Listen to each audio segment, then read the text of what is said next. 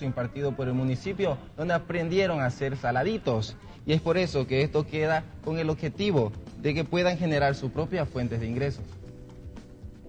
30 mujeres del Distrito Municipal 2 culminaron sus cursos de saladitos. Bueno, la enseñanza fue de todo lo que es bocadito, saladito, todo lo que es para cóctel, las empanaditas, los sándwiches de pollo, y todos ellas los aprendieron y ahora ya vienen a que ustedes degusten y prueben todo lo que ellas hicieron. Tuvo una oración de 5 días y cada día 2 recetas y aprendían ellas a hacerlo.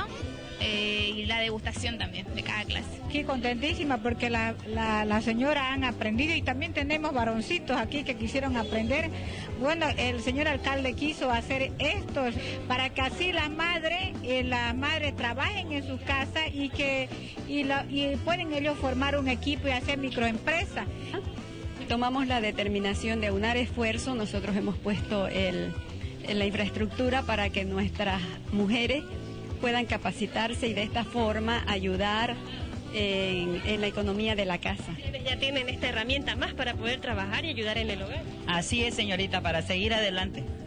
Con esto tenemos nosotros las mamás para el sustento de la casa, ayudar al esposo, no solamente salir afuera, tenemos trabajo en la casa.